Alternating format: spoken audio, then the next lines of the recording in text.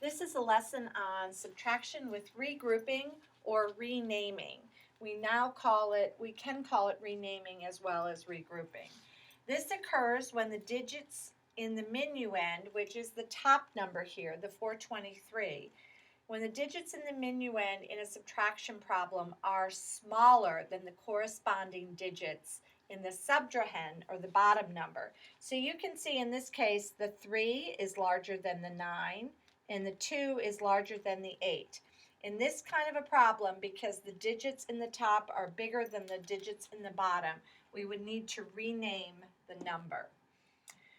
So, very first step in a subtraction problem, as you can remember from class, is to estimate the difference. So I would round 423 to the nearest hundred, because I can see the digits farthest to the left are in the hundreds place. So that would round to 400, and I take 189 and do the same.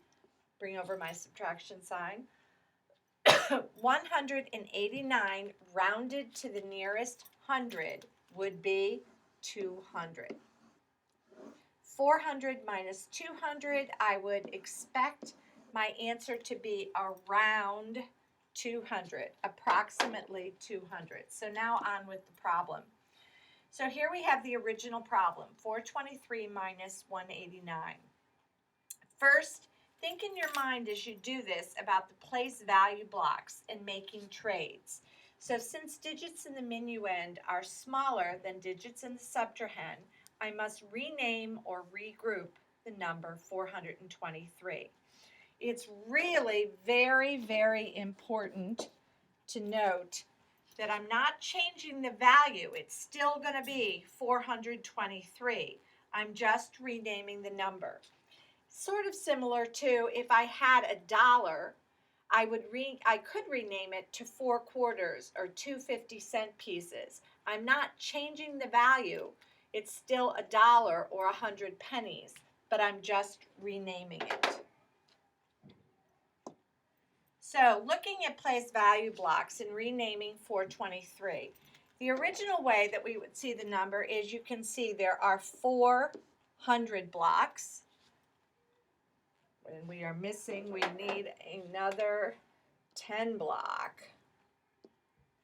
So we have 2 10 blocks and we have 3 unit blocks. So this reads 423. Now the second way that we're going to look at the number with renaming is that 3, you remember, the 2 and the 3 needed to be larger to be able to subtract. So what we're going to do is we're going to trade in this 10 block. And instead of having a 10 block, we are now going to have 10 individual ones added to the 3. So that would bring me 13 in the ones place. Since I've taken away one 10 block, I only have this one here left. But I need to build up that 2. So I'm going to trade in one of these 100 blocks for 10 individual 10 blocks. So from here to here is 10 blocks. So now I have 10 plus 1, it gives me 11 10 blocks. And because I had taken one of these 100 blocks away, I now only have 300 blocks.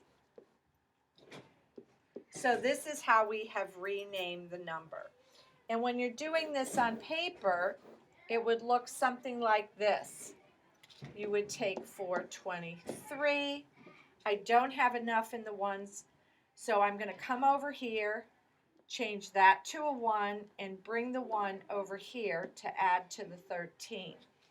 This 1 isn't going to be large enough, so I'm going to take it from here, and that becomes a 3.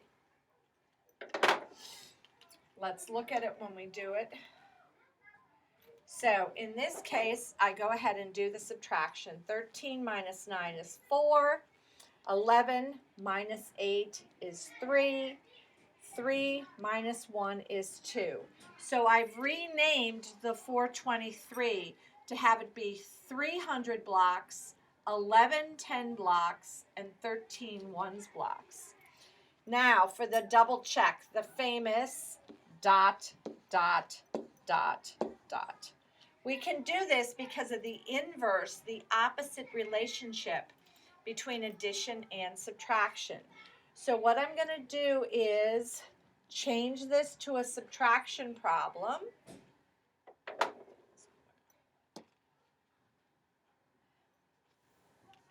Getting a little fancy here. I'm going to cover up the top number, and I'm going to add the subtrahend to the difference. Add these two numbers. 9 plus 4 is 13. Bring up the 1.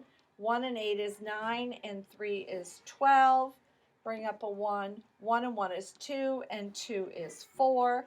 I get 423 by adding again these two numbers, and now I lift.